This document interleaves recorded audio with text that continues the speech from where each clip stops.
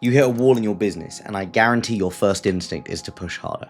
More hours, more work, more effort, more grind, and it works briefly, which is exactly why it is the most dangerous thing that you can do. The harder you work, the further you get from actually solving the problem. I'm going to show you why working harder is a symptom disguised as a solution, and why the most successful people always eventually hit a ceiling that effort alone can't break through. If you've been grinding and the results have plateaued, this video explains what's actually happening. By the end of this, you will know whether you're solving a real problem or just feeding an addiction to motion. Working hard feels productive. It feels virtuous even. It feels like the responsible thing to do, and for a very long stretch of your career, I guarantee you it delivered results which trained your brain to reach for it every time you hit resistance.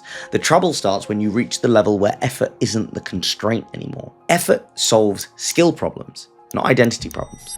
When you're new at something, effort is the right lever. I'm not saying that it's not. You don't know how to do the thing yet, so doing more of it builds the skill. Reps compound into competence. Working harder genuinely makes you better, but most high performers aren't stuck because they lack skill. They've maxed out what skill can actually do for them. The constraint now moved somewhere else, and they keep pulling the only lever that they know. For example, a closer who chokes on price objections doesn't have a skill problem. He knows the reframe. He's handled the exact same objection 40 times. Under real pressure with real money on the table, his body takes over, and the technique disappears.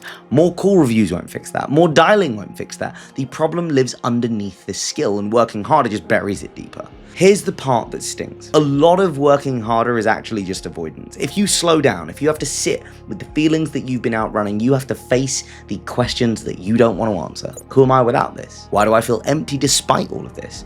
What am I actually building towards? So you fill the calendar, you add another project, you take another meeting. The schedule gets designed unconsciously to prevent the stillness where the real work would have to happen, and I see it constantly. Someone tells me they don't have time for inner work because they're too busy, but the busyness is the symptom. The busyness is how they avoid the thing that would actually free them. They're using productivity as a drug, and like every drug, the dose has to keep increasing. There is also a physical reality here. Your nervous system adapts to chronic stress. The HPA axis, your stress response system, recalibrates so that the constant pressure starts to feel normal. Cortisol stays elevated. Your prefrontal cortex function gets impaired. Your body sits in low-grade war for years. And when you push harder in this state, you're not adding fuel, you are draining a tank that is already low.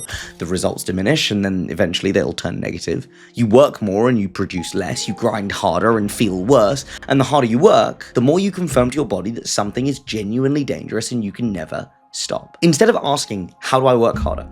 Ask, what am I actually trying to solve, and is effort the right lever for it? If the constraint is skill, then yes, do more reps. I'm not saying don't do that. Effort is your friend, but if the constraint is identity, working harder is only going to make it worse. You can't out-effort a belief that you're not enough. You'll just accumulate so many achievements trying to prove a point that no achievement is actually going to prove. If the constraint is your nervous system, working harder is just going to break you faster.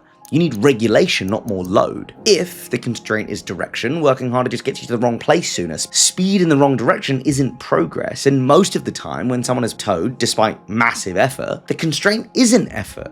It's one of these other things, and the instinct to push harder is the exact instinct keeping them stuck. I worked with a founder who was putting in 80-hour weeks and watching his revenue flatline. His solution was to push to 90-hour weeks. He genuinely believed the answer was do more.